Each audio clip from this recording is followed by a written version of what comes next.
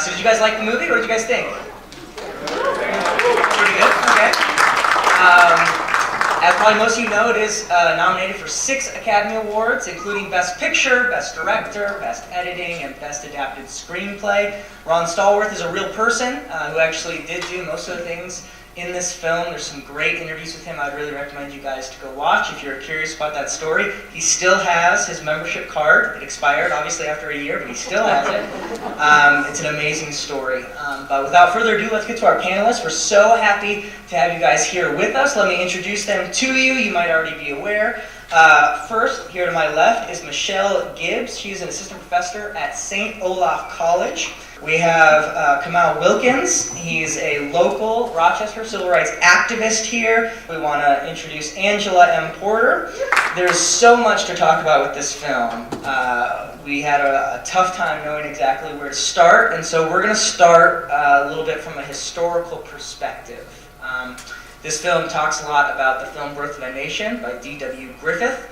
That film came out in 1915. That was the film the Klan were watching in that Klan meeting that they were having. They were cheering it on.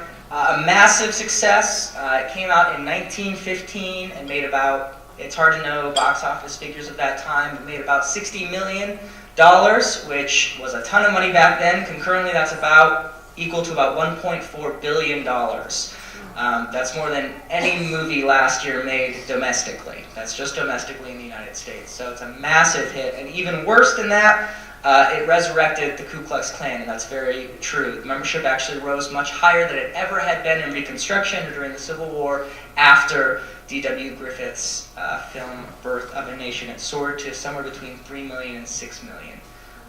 So cinema has power, media has power, stories have power. But other people have power as well, and there's a very strong response to that film in popular culture. And so first, Professor Gibbs, if we could come to you, tell us a little bit about the impact of Birth of a Nation and then the response that some Black artists and think leaders had in response to the terribly racist film. Sure. Now, I'm not much of a microphone person. I actually was trained in the theater, so excuse me with the microphone thing if I get too close or not close enough. Let's see. So, Birth of a Nation, yes, came out in 1915, and outside of its extreme popularity, there were also a number of other things that were happening at the same time. You have about 20 years prior to that, Plessy versus Ferguson. You have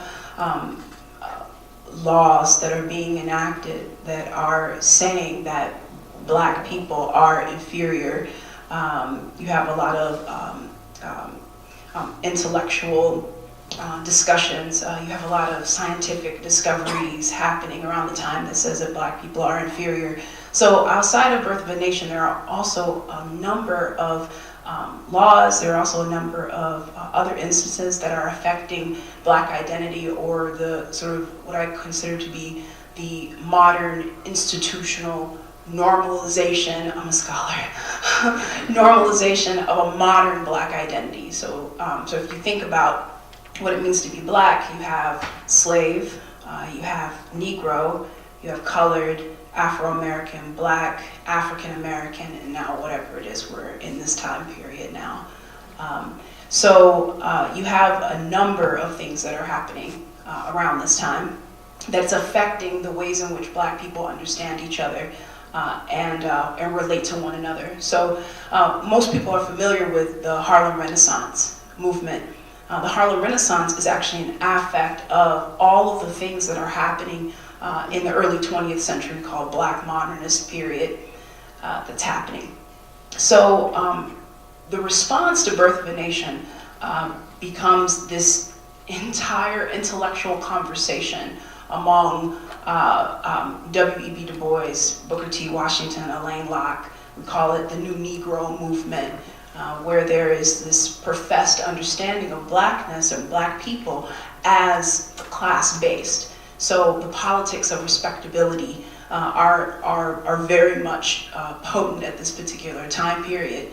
So I think that relates back to the film. When you see Ron and Patrice talk about double consciousness, the warring in the one dark body, the American and the black. And Ron says, well, why can't we just be black? And Patrice says, why can't we just be black? And the reality of it is that there is no one identity. It's a very complicated mixture of identity that's happening at this particular time. And then even like what Spike Lee's doing is showing us that we're still negotiating identity even to this day. But the part that I'm the most excited about is that theater becomes this way and this refuge for how it is that we begin to understand ourselves. Truly, the Harlem Renaissance, not just poetry, not just music, theater, they really did believe that theater was going to save the race.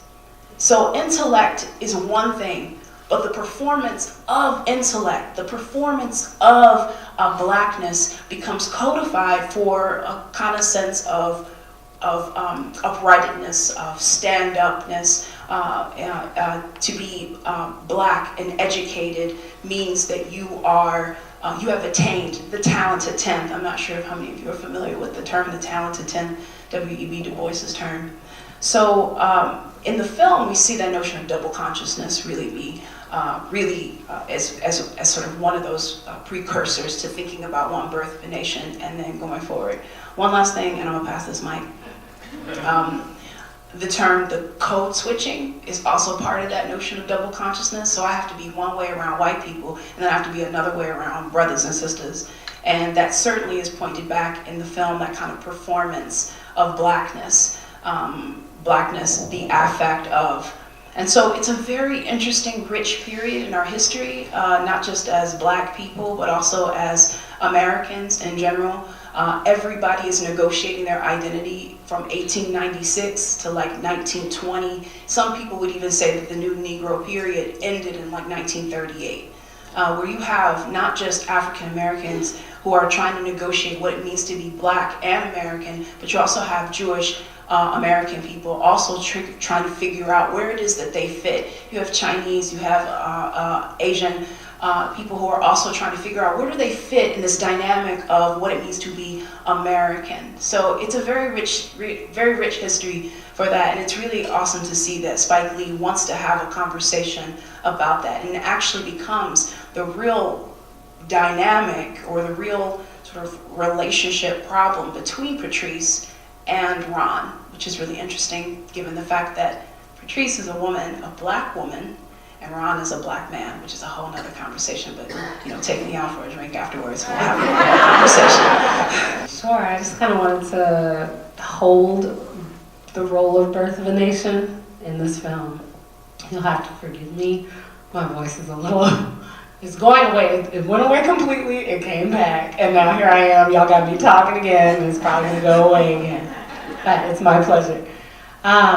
So this film is really about the Klan, but also white supremacy, and also where black people fit in this universe dealing with white supremacy in their various approaches. So I think Spike Lee really, through the lens of the Klan, is bringing out a lot of different complex issues.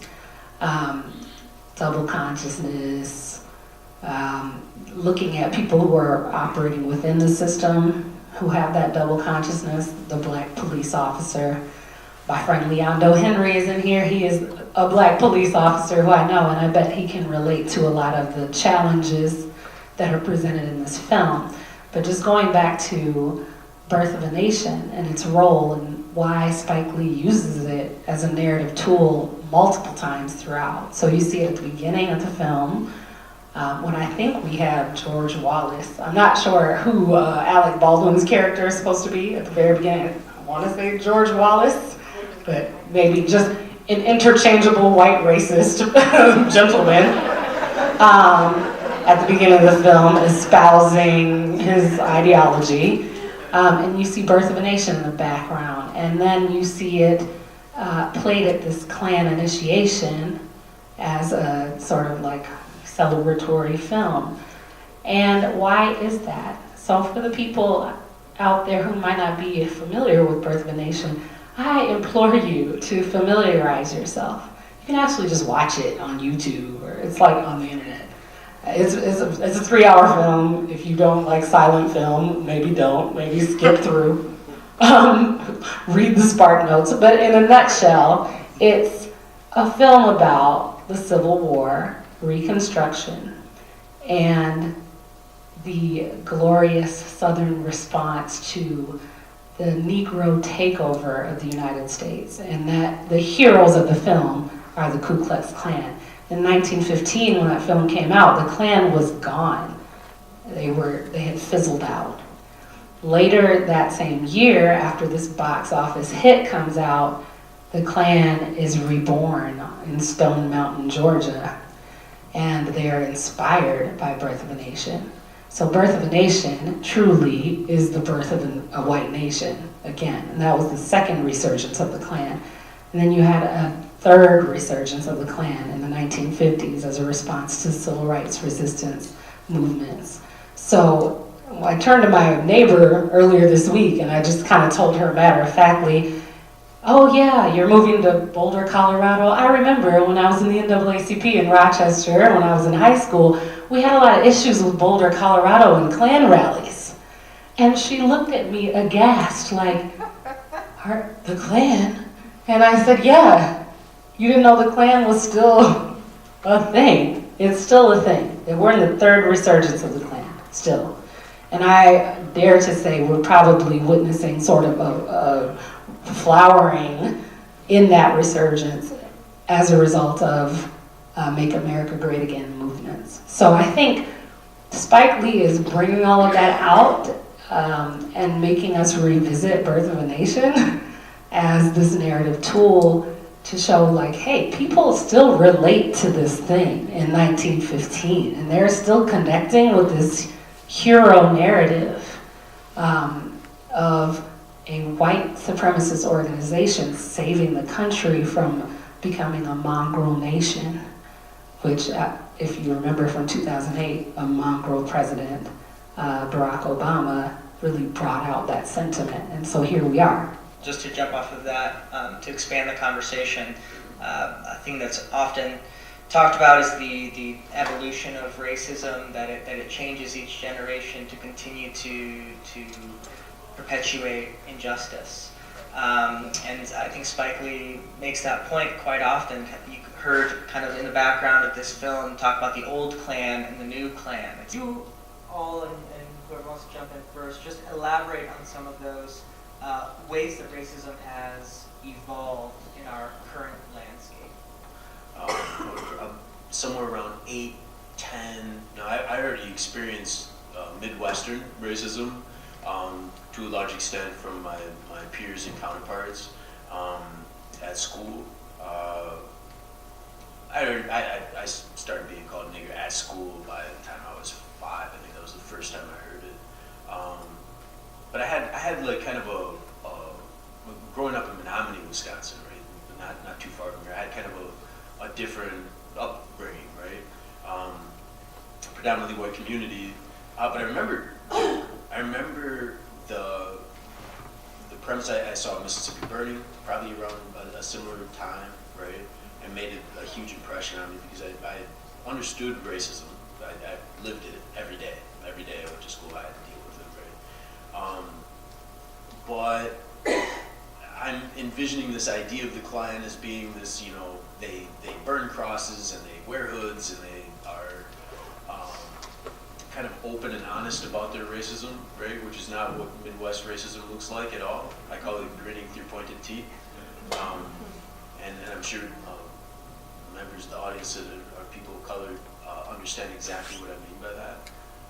When I was a little boy and I witnessed Duke, and it would have been 88 or somewhere around in there, in 88, 92, something like that, he was running for office and then he ran for president, and he was like a legitimate candidate, like he made it out of the primary, I think he was already a representative somewhere. I don't know, in Louisiana.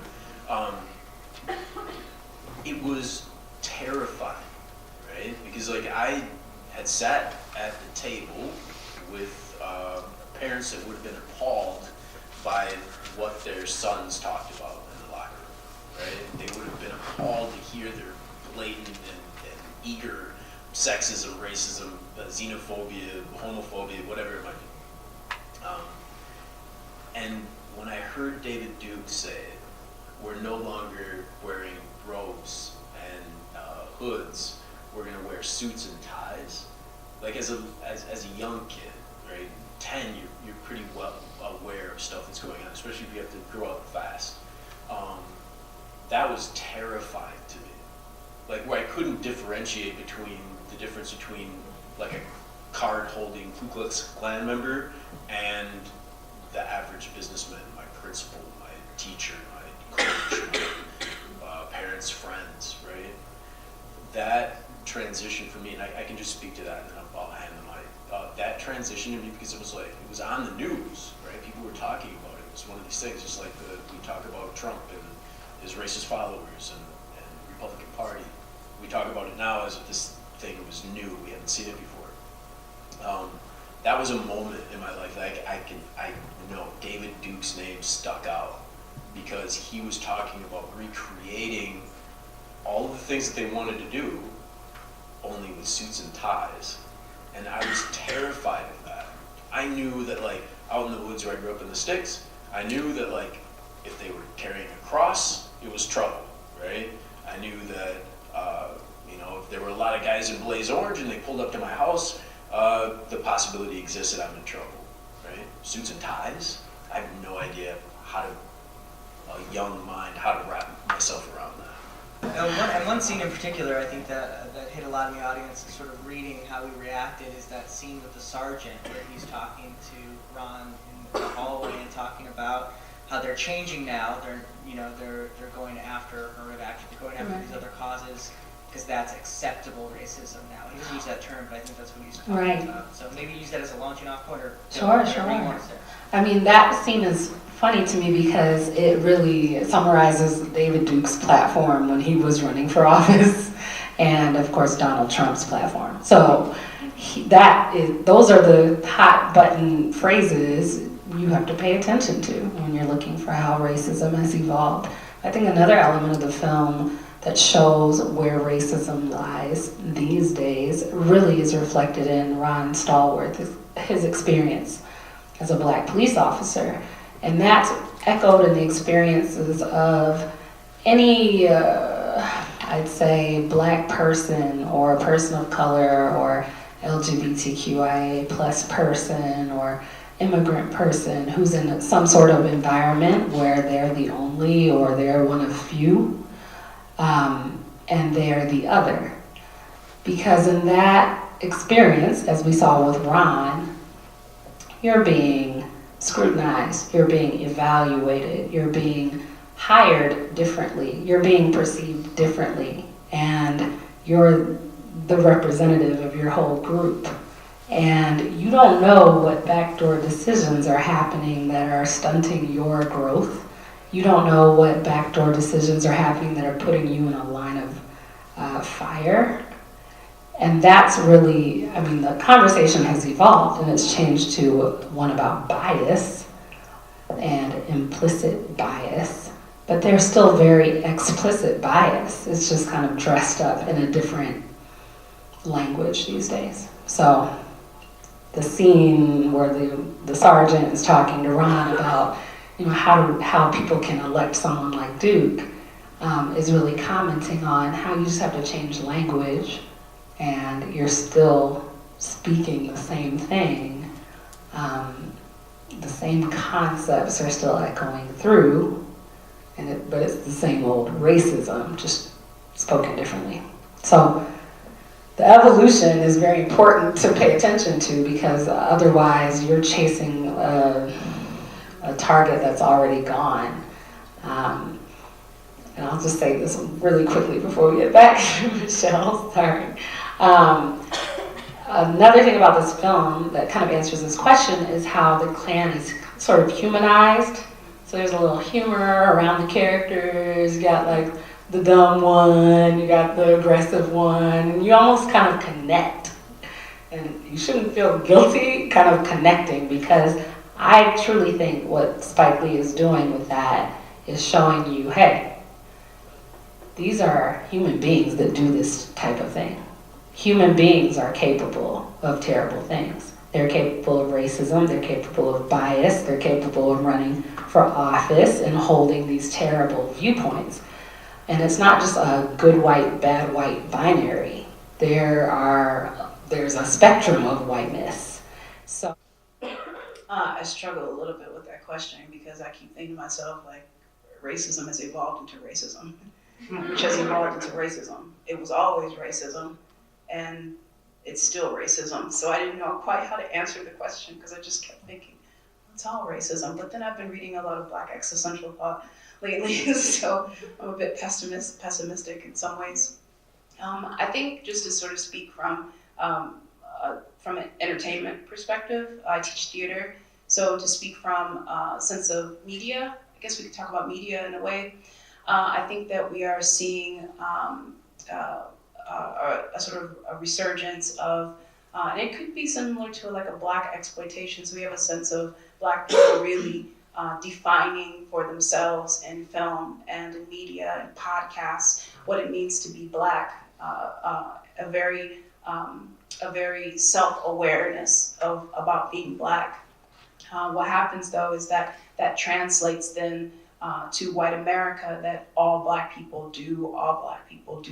And so you have movie studios that are then marketing films for Black audiences, for Latino audiences, for white audiences. So a movie like Girls Trip, can be for Black women to go and see, and then they make the same exact movie for Scarlett Johansson.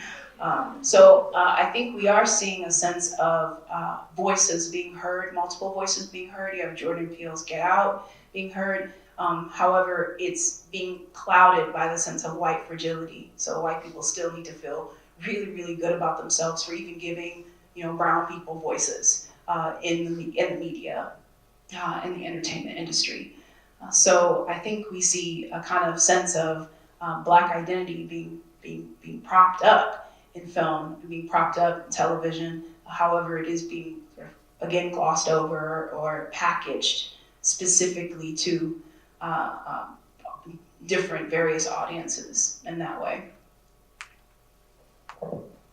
So it's probably a good transition to one of the most powerful films in the scene, at least in my opinion, the Kwame Ture scene, where it's a very rare thing in a film to just watch a speech and for it to be incredibly compelling and moving. I'm wondering if you guys could speak about your feelings during that scene, what you thought was pertinent to mention things that Spike Lee and those who wrote the script did with that. And that is a real activist, by the way. The reason he moved to Africa was because the FBI forced him to do that. So another crime of our past. But could you guys just talk about that scene? And I'll leave it open-ended for that. Sure. Can y'all hear me on this mic? Okay.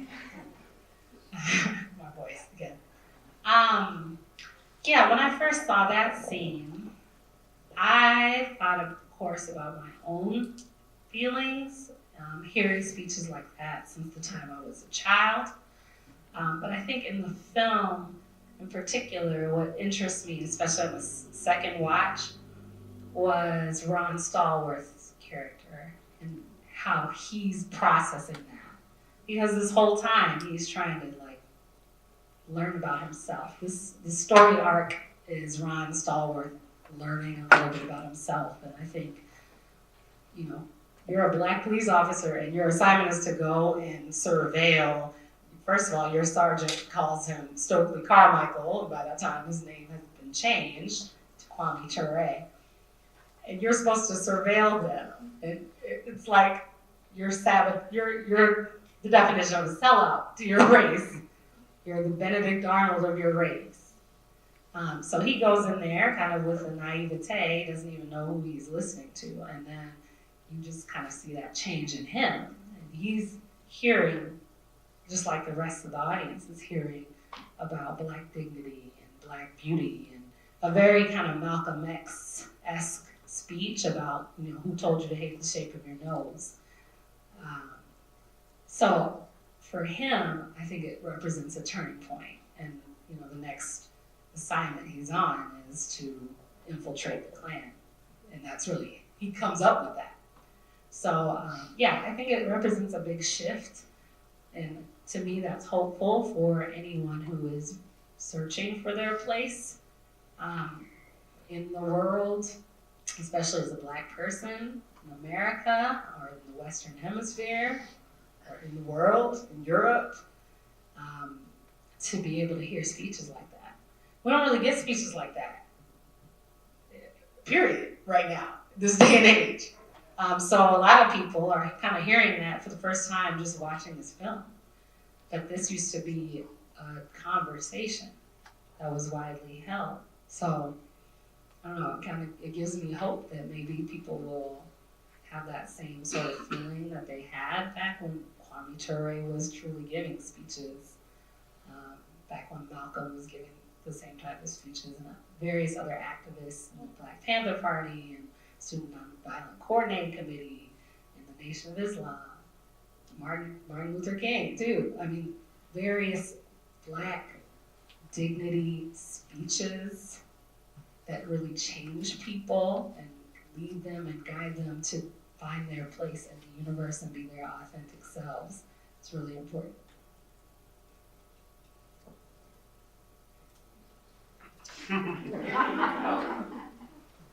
Yeah, so we're coming on the cusp of Martin Luther King Day, and we have philosophical differences to a certain extent, right?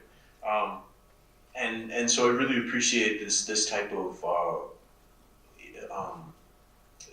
just like you described, the idea of Black is beautiful, right? That's that. Regardless of whether I was raised by my white mother, that was pounded in my head since day one, especially when I came home in kindergarten and they said, I don't want to be Black. I was like, I don't want to be Black. He said, sorry, come on, that's not exactly how it works. You're Black. And Black is beautiful. And tried to make sure that I understood that. So in light of any of the social justice work that I've done, that really isn't part of much of our messaging. The true appreciation for our own beauty and creating things about empowering our women, right? Empowering Black women who are central and the focal point for all that is Black Lives Matter or anything that looks like Black civil rights today is completely centralized in Black women. It's not Black men that are doing that work. So it's interesting to see, kind of the juxtaposition of like back then, it was like we always get the dude the mic. Here I am holding the mic again. I promised myself I'd be like, no, I'm gonna defer to Ph.D.s because I don't have them. And that kind of way we galvanize or support that voice so fervently, that's Denzel Washington's son, right? And I'm pretty sure, like the iambic pentameter for which he spoke that's got to be Denzel's kid, right? And it's an amazing job. It's really powerful. We don't see that much anymore. We don't see that idea of like real, true Black empowerment. Why? Because it's too scary. It's too scary for our white liberal friends, and we have to kind of, juggle their emotions and their white guilt in order to get them to be on our side. Because if they don't support us, if they don't support Black Lives Matter, well, we're just yelling into a void, and we've been doing that for 40, 100, 400 years, right? And so myself as a leader in the Black community, right, constantly doing that balancing act of like, at what point, I love saying white people, by the way. I love saying the word white people, the words white people, because I know it makes you itchy in your white guilt muscle. Like, I love saying it. And I do it all the time because I have a right, because my mom's white and I love her and you can't say anything to me. Anyway. So in that, it is powerful. It is powerful for people in this room to like hear that speech all over again. That same type of rhetoric, that same thing that was powerful and in your face, right? We don't do that anymore because we have to make sure that we're supporting the Bernie people and and the liberal folks, and we're coaxing them along and coaching them through whatever white guilt they might be experiencing, or anything, bad feelings they get around their uncle, their racist uncle, that they put up with. So it is interesting that he used that there. I think it is powerful for people that haven't studied Malcolm X or watched a lot of other, Black civil rights activists. Like, well, I know I have. I looked because I was just in the mood to watch it. So I think it was good. So I have 2 points. My first one is that what we see in that whole monologue is Spike Lee doing Spike Lee with the images of brown faces and the various images of brown faces all gazing up at. And the photo, or sort of the lens is softened around them. And these very sort of deep masks, almost as if they're kind of like hanging, captured by Tere's voice in that moment. And it's true, we don't really have that sense today. But I push back just a little bit on that scene. One, because to me, I think that Black identity is extremely complicated. And in some ways, those visuals of them gazing up at is this kind of sense of consuming him in a way. We're kind of consuming Tari to tell us, how to feel, how to think, how to be Black. I think Patrice does this a lot in the film, where it's the sense of, Ron says, do you ever take that off? No, I have to be, fire for the people.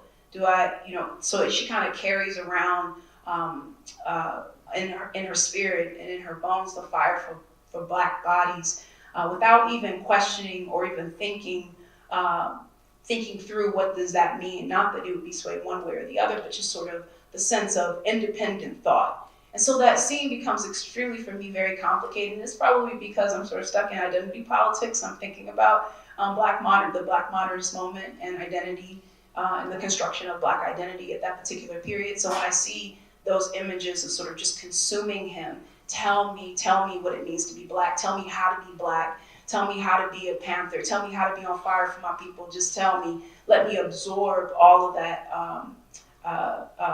And then how do I perform that? So you see Patrice and her Black Afro, everybody who's Black's wearing an Afro, except for the older Black gentlemen or the older Black people aren't. Even some of the Black women I remember in that scene are wearing Afros. A lot of the older Black men aren't wearing Afros. So it's like this. So you kind of see these like coined Blackness, these sort of performances of Blackness, even in that image, and then as you go throughout the film. So that's my first point, is that it's very complicated, and the consuming of his body in that way. The second point is I think one of the most beautiful scenes to me is the dancing of the Soul Train. That to me is one of the most beautiful scenes, because there you see Black people enjoying being Black, or their concept of Blackness, and they're living in it, and their bodies are moving to this music. And in that moment, Ron says, let's just go dance. Let's take ourselves away. And I think that's really interesting to think about the notion of sort of taking ourselves away out of the struggle of being brown in this country, and that particular period being brown in the 70s.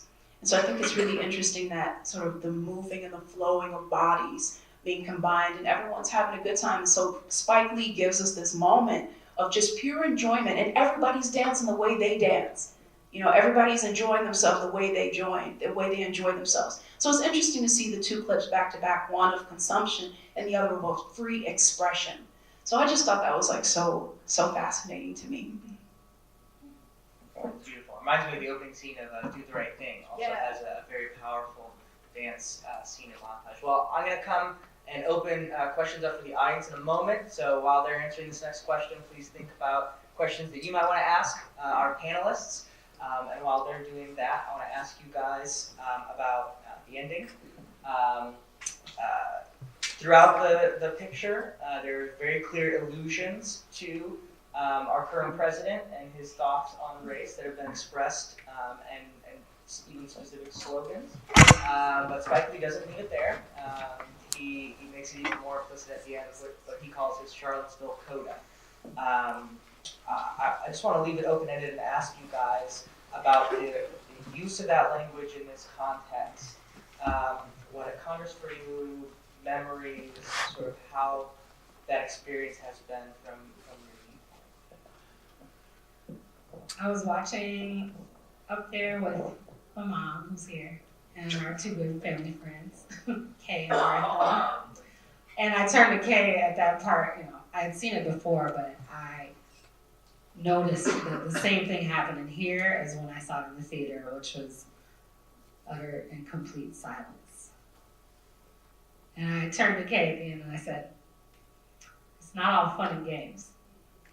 This ain't fun and games. It's not fun and games. This film has comedic highs and it has, narrative quirks, and it's an enjoyable film. In the back of your mind, you're always thinking, okay, it's based on a true story, but it's been fictionalized to a degree. But at that ending, the Charlottesville coda, that's real life. So Spike Lee is saying, this is real, and this is not funny games. David Duke is real, and he was there in Charlottesville, espousing the same type of stuff that the Klan was espousing in the 70s when this film takes place. And so at the end of the film, leading up to that, you see Ron and Patrice, and they're, they kind of represent two different approaches to this whole question of being Black in America.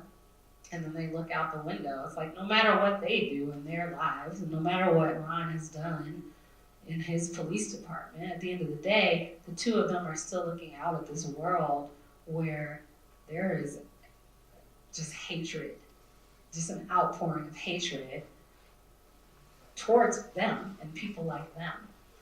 And then that brings us to today, to Charlottesville, which is really like a blink ago, only a couple of years ago, not even a couple of years ago. So, yeah, what does that do? I don't know. I think there's something about Charlottesville that maybe didn't become real for people until someone died, until in particular a white woman died. And she kind of has become the sacrificial lamb of Charlottesville. And that pulls at our heartstrings. That pulls at my heartstrings. Watching her mother talk about her. I mean, we all kind of live this moment. So this is really a very personal moment for all of the viewers. But it's just important to remember it's not just Charlottesville. We've had Charlottesvilles since Reconstruction. We've had worse. I mean, the story, I don't know if anybody kind of felt that same emotion during the story that they brought. Harry Belafonte was in there telling the story about the lynching. It was one of many lynchings, and the Klan was a participant in lynchings. They precipitated a lot of those. So not only do you have a Charlottesville where there are modern day white supremacists, not just the KKK, but various organizations, ramming their cars into audiences or crowds of peaceful protesters. But you've had that over and over again since the beginning. So, I don't know, to me it kind of poses a question, like, well, what are you going to do?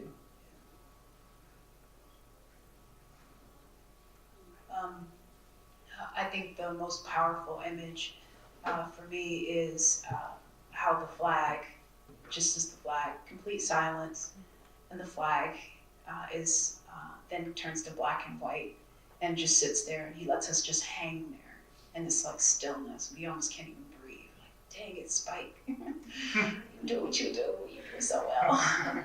You just hang in there. And it's absolutely terrifying. I was telling my husband last night, watching it, like, this is a terrifying film. And I'm really scared to come here. And I don't know Rochester all that well, but from the many times that I've been here, there's a lot of white people here. So I'm gonna sit in that audience and I'll watch this movie and I'm scared to death.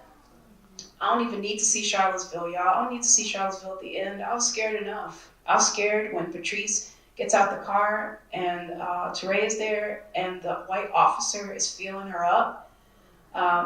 It just, for me, it brought back memories. I'm kind of thinking about my next solo performance piece, and Sandra Blaine's been on my mind like cray these days.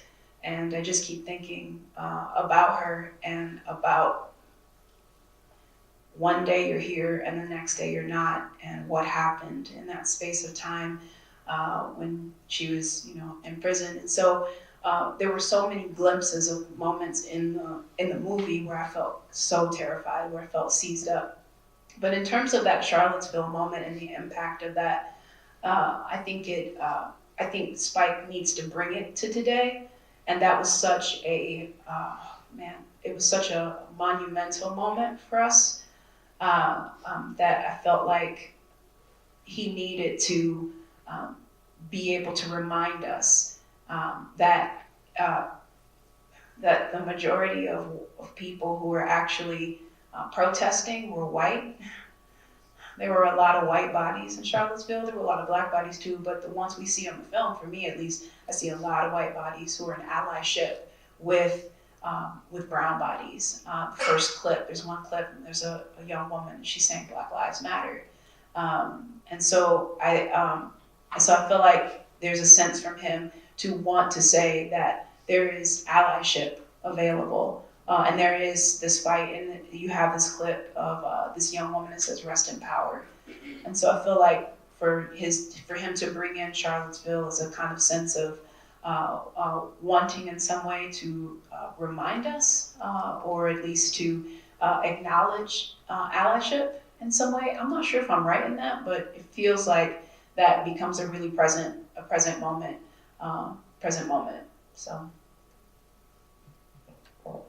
So, like, to kind of go off of what you just said, when I first watched this movie, I didn't really enjoy it. I'll be honest, I didn't really get into it. My son and I and the family watched it, and I was kind of, it was a decent movie. And the second time I watched it, kind of in preparation for this talk, I thought, now I kind of see a little bit more of what Spike is trying to create.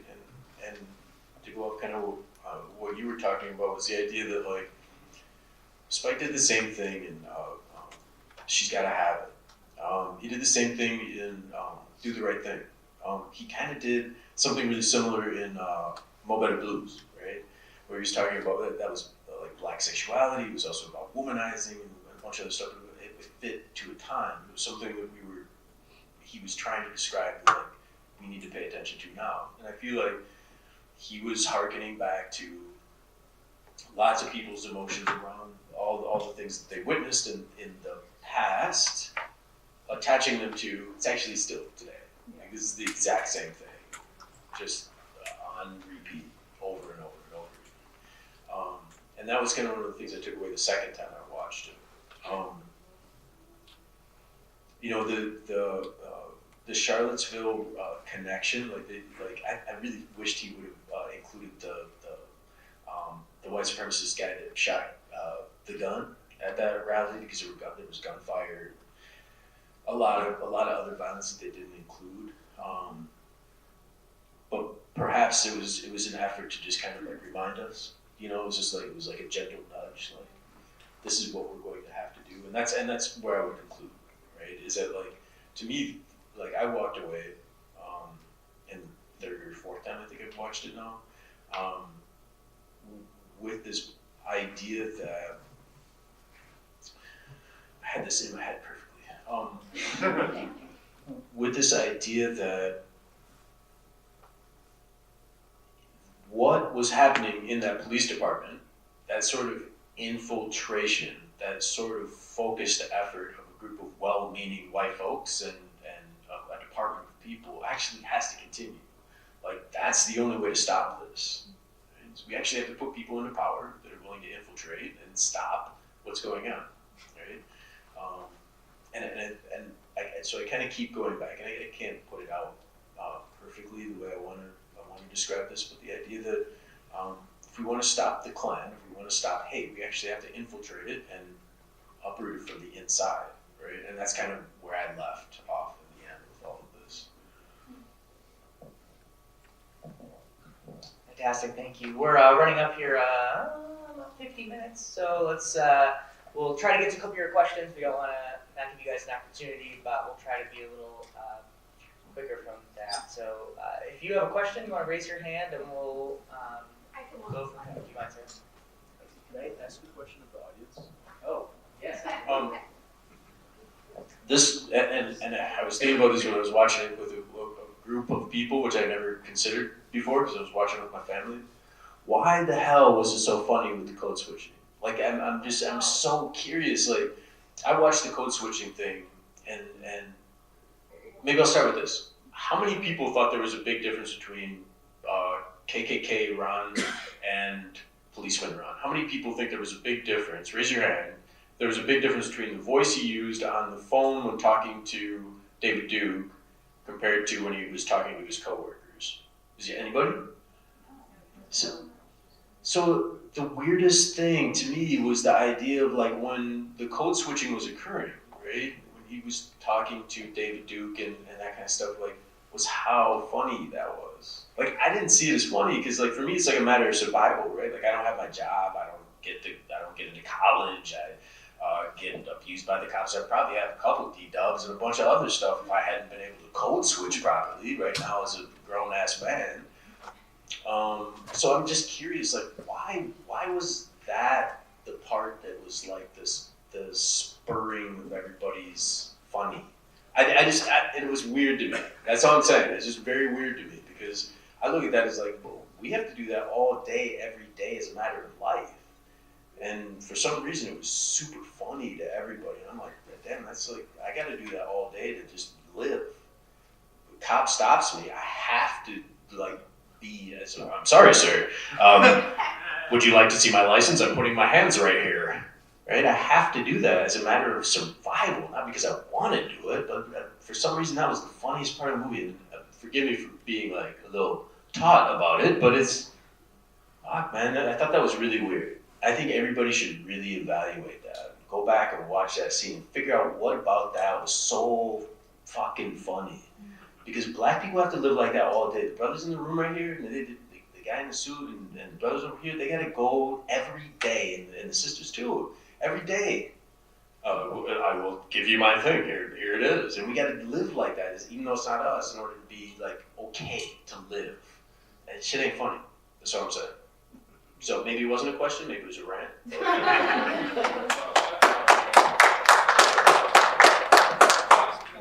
I just wanted to add quick in this code switching discussion because it's become a topic. I like what you said, Michelle, and that there are a lot of different approaches to authenticity. I think for me, I don't code switch because I feel unsafe. I code switch because if you're white and I'm talking to you, I'm using you. I'm using your bias against you. I'm going to talk the way you talk so that you don't get any space to confront me with your bias. I in fact, really enjoy challenging people's bias by the way that I talk. Or, constantly disappointing people who expect that maybe I don't know what I'm talking about, or I'm not educated, or I don't know Rochester, I don't know Minnesota, I haven't been around white people, So that's my little game. The code that I really switch into is the Black vernacular, which I am not really speaking much of tonight. But when I go over to hang out with Leandro and his wife, his lovely wife, my best friend Cookie, or when I go home, or, when I'm with my family friends, they might be white, but they know me.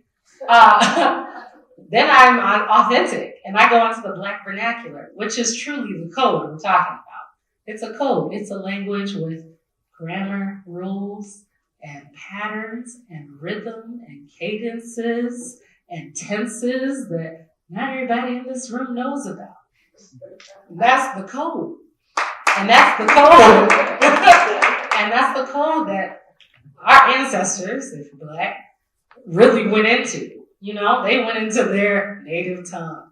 Or they created another language out of the English language that they were forced to speak. that other people can understand. So, up there, it's not easy to emulate the Black vernacular. Up there, when they were watching Birth of a Nation, and they had the little screen, and they said something about, I don't know, the wife said something. And I'm sure a lot of Black people in the room were like, that's not even how we sound. It's like they try to get the code, but they can't. That's why we don't say certain words are out of phase. I don't know if y'all remember Chappelle's show. I don't know if do y'all remember Chappelle's show? Yeah. Certain words are out of vogue in the Black vernacular because people done figured it out. That's the code. We gotta retire segments of the code. So that's the code switching I wanted to talk about, because it's not just that, and I'll bring this back to something very serious about white privilege. And there's a lot of literature out there on white privilege I'd encourage people to tap into. But one of the things about white privilege is this. Marginalized people and people of repressed identities are expected to learn the dominant culture. Okay, you're expected to know all the Beatles songs. You're expected to know how to speak English the standard way. But people of that majority community aren't expected or required to learn your stuff. They don't have to know that Prince sang the Negro spiritual at the end of the film. They don't have to know Sly and the Family Stone's entire discography. They don't have to know the Black vernacular. So this is an important discussion we're having, because you have to remember what you see from a marginalized person's presentation. That's not all of them. That's what they're required to know to move successfully through this and maneuver through this society. But they have an entire history, culture, way of speaking, way of viewing the world, that if you are comfortably sitting in a privileged spot, you're not required to know or learn. So that's really fun. They look okay. So my challenge is this, right? We leave these things all the time. A bunch of thoughts in our heads and a bunch of ideas of like, well, what do I do now? At what point can I make a difference? How do I help? How do I solve racism today when I leave? There's lots of efforts going on within Rochester today. Right? There's the community focus team, which is addressing racial disparities within our Rochester public school system, which has been proven without a shadow of a doubt to be an incredibly racist system. Achievement gaps, discipline disparity, problems that would be considered some of the worst in the nation, right here in your schools today. Right now in Rochester, you have some of the most racist schools in the nation, backed by mountains of data, mountains of it. Okay, it's undeniable, unless you're in severe denial. The CFT is built around the idea that we would challenge the system and try and find ways to fix these racial disparities. Okay? The CFT meets once a month, and the meetings are posted on Rochester for Justice and the school website and all kinds of things. So we need your help. Okay? We need well-meaning white folks. We need people of color to show up to tell us their story. We have a school board that's lending their ear to what's happening. They want to hear these anecdotal stories. We have a police oversight commission. And we have a police oversight commission that meets once a month, and not all cities in the Midwest have that. So we have lots of areas where we can just show up and participate, know what's going on in our community. Right? The number one thing you can do is next time somebody says something ignorant in front of you, just challenge them. You get good at it. Practice it, like a religion almost. Every time somebody says something stupid, okay, you challenge them. You say something. You don't just watch it. You don't watch them be homophobic. You don't watch them be transphobic. You just say, that's not cool. How is that funny? Right? That's all it takes. You don't have to be a professional orator. You don't have to know every myriad of issues of all these complex social issues. All you have to do is stand on principle and say, knock it off. Don't do that around. Protect the people that are around you. That's what we do in this room. We're a community. Right? That's what we do. And it doesn't matter if we're not exactly like the person we're protecting. Just make sure that we're working to make sure that we keep each other safe and healthy. that's what we do. We make a commitment to it all day, every day.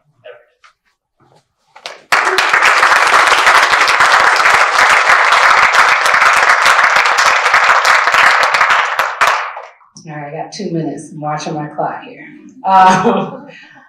What should we do? Parting thoughts.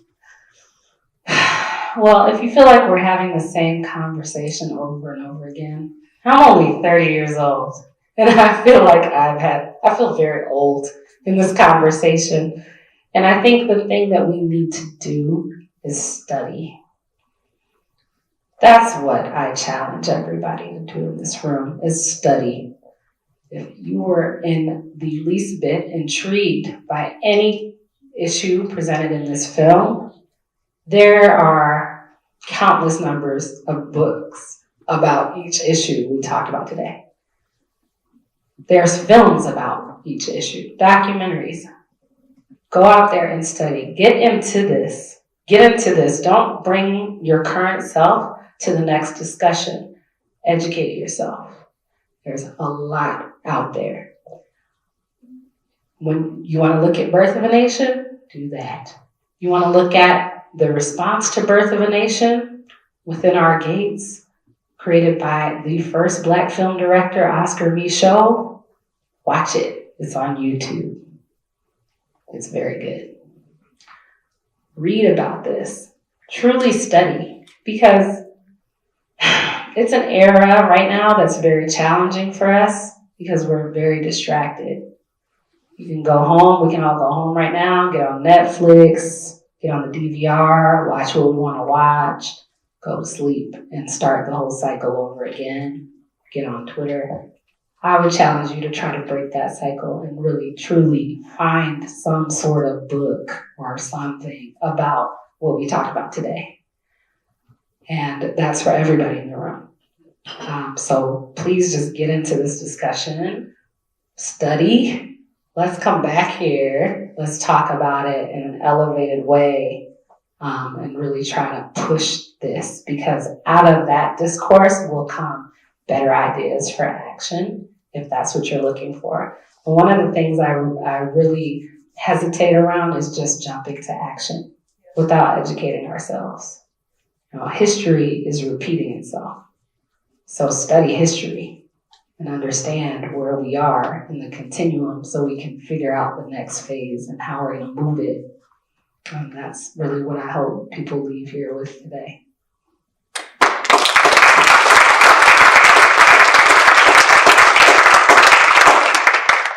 I'll be honest, I'm really tired. I'm really tired of being told that I have to fix racism as a brown body. I'm probably dealing with a little bit of racial battle fatigue, right? Right. So I actually would like to think about the Black modernist period, early 20th century, that a lot of the thinking about how the power of theater was going to shift Black identity in some way was really sort of to purport to show white people that we were human. And I think that a lot of the benefactors who supported artwork during that time, during what we call the Harlem Renaissance, were white. I think in thinking about that today, that I would love to have white people, or those who identify as white, to take more ownership about what's happening right now. Dethrone your white majority. Dethrone it. Because brown bodies cannot, and I fundamentally believe this for myself, and I'm just going to say it, we cannot handle this trauma anymore. We cannot handle this trauma. And I challenge white audience members to ask yourselves, how do I end racism? It's a big question. But ask yourself, what can I do? And then you come up with some ideas. Because brown bodies have been put on the line for eons, for too long, yes. for too long. So my challenge is to dethrone your white fragility and ask yourself, what can you do in your neck of the woods where you live and where your thinking is at right now to help support brown bodies and to help end institutionalized racism and systemic racism. So